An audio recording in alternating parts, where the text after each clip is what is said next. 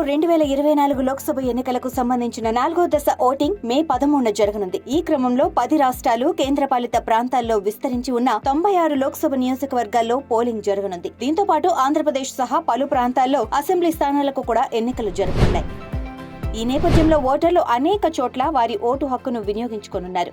అయితే కొంతమందికి ఓటర్ల పేర్లు 2 వేర్వేరు ప్రాంతాల్లో ఉండి 2 ఓటర్ కార్డులు కలిగి ఉంటారు. ఇలాంటి క్రమంలో వారు 2 చోట్ల ఓటు హక్కును ఉపయోగించుకోవచ్చా? ఉపయోగించుకుంటే ఏమవుతుంది అనే సందేహం చాలా మందిలో ఉంటుంది. సాధారణంగా ఒక వ్యక్తికి ఒకే ఓటర్ కార్డు ఉంటుంది. అయితే చాలా సందర్భాల్లో ప్రజలు వేర్వేరు ప్రాంతాల్లో ఉండి ఓటర్ కార్డు కోసం అప్లై చేస్తే వారికి 2 ఓటర్ కార్డులు లభిస్తాయి.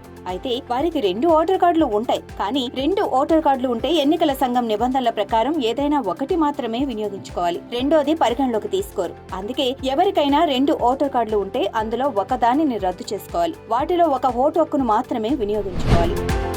2 చోట్ల ఓటు వేస్తే చట్టరీత్యా నేరం. మరోవైపు ఒక వ్యక్తికి 2 ఓటర్ కార్డులు ఉన్నట్లు తేలితే అది ఎన్నికల సంఘంలోని రూల్ 17ను ఉల్లంఘించినట్లే. అలాంటి పరిస్థితుల్లో ఎవరైనా 2 ఓటర్ కార్డులతో కనిపిస్తే చట్ట ప్రకారం సంవత్సరం జైలు శిక్ష విధించబడుతుంది. 2 ఓటింగ్ కార్డుల వ్యవహారం ఇప్పటికే అనేక చోట్ల పరిష్కారమవుతోంది. కానీ కొంతమందికి ఇంకా పెండింగ్ ఉన్నట్లయితే వారు ఓటింగ్ కార్డుతో ఆధార్ కార్డును లింక్ చేసుకోవాలి. లేదంటే సమస్యలు ఎదుర్కోవాల్సి వస్తుంది. భారతదేశంలో ప్రస్తుతం మొత్తం జనాభా 140 కోట్లు దాటింది. వీరిలో దాదాపు 80% మంది ఓటు హక్కు కలిగి ఉన్నారు.